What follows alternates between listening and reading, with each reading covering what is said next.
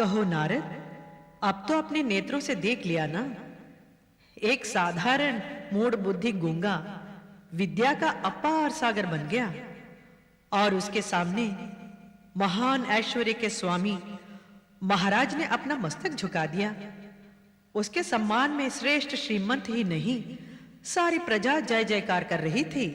हाँ माते, मैंने स्वयं भाव विभोर होकर जय जयकार की ध्वनि सुनी है। श्रद्धा का वो जय घोष अभी तक मेरे कानों में गूंज रहा है। अब हमारे पति परमेश्वर यानी अपने पिताश्री ब्रह्मा जी को बता देना कि लक्ष्मी पुत्रों ने कैसे मेरा अनुग्रह प्राप्त विद्यासागर के चरणों में अपने पलक फावड़े बिछा दिए। सांच को आंच नहीं होती माते, ये सत्य सुनाकर मैं पितामह के सारे भ्रम मिटा दूंगा, सारे जग में आपके नाम का डंका बजा दूंगा। आज्ञा दे माता। नारद जी माते। जग में डंका बाद में बजाना।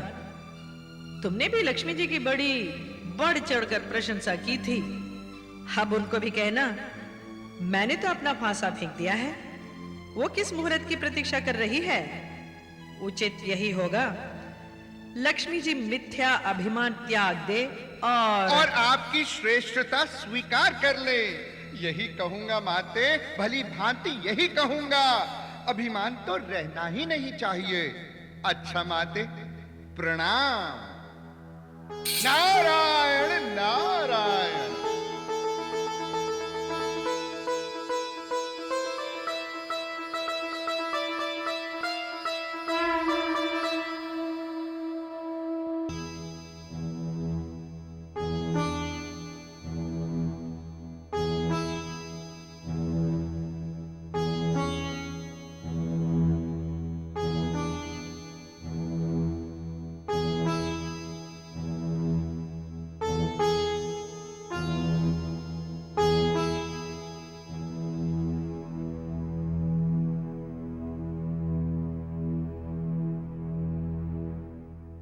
नारायण नारायण।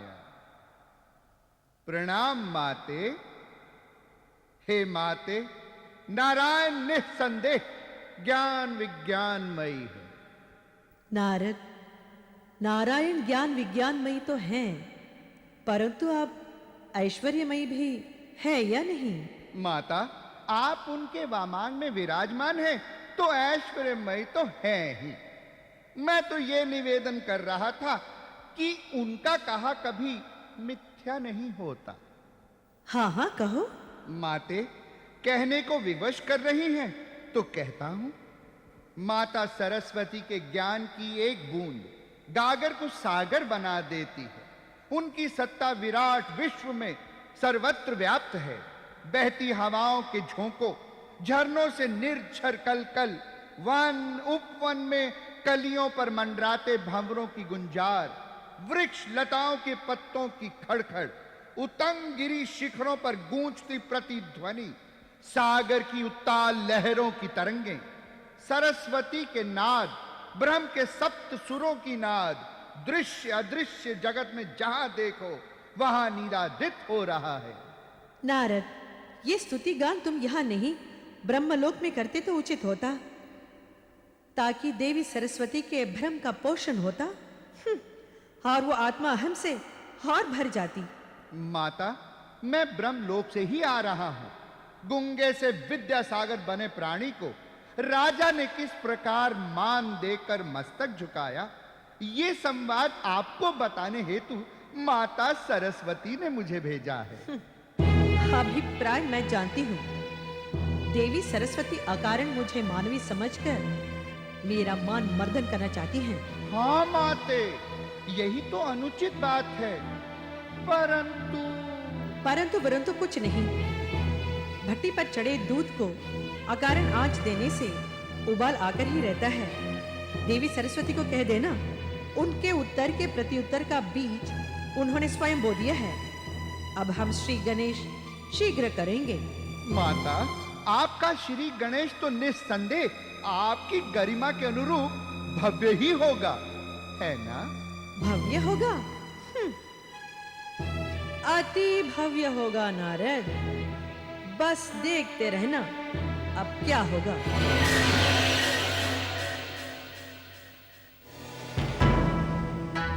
त्राहिमाम, त्राहिमाम, माता शक्ति त्राहिमाम, मुझ नारद की रक्षा कीजिए माता।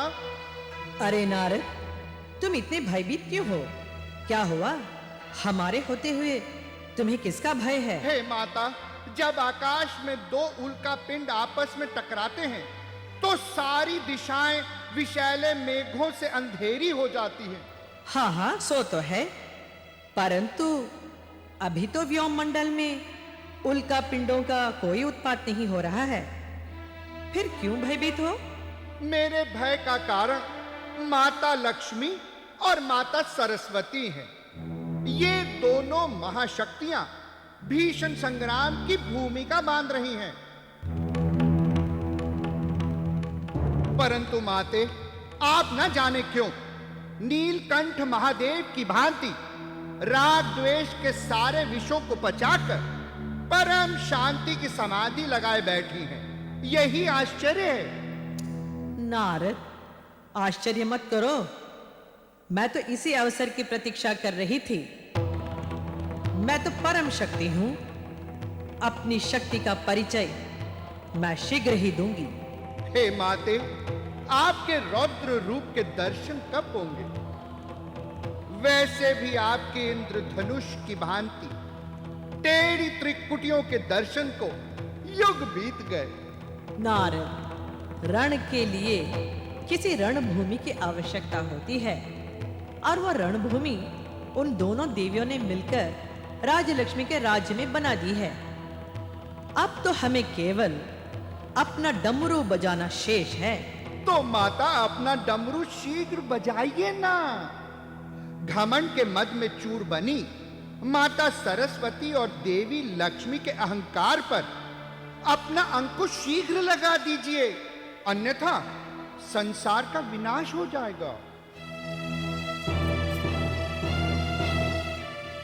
परंतु माता, एक निवेदन है।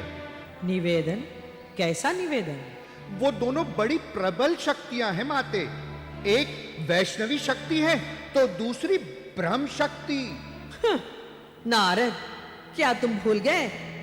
दक्ष यज्ञ विध्वंस के अवसर पर मुझ शिव शक्ति के आगे वैष्णवी शक्ति और ब्रह्म शक्ति दोनों मुंह छुपाए भाग रही थी।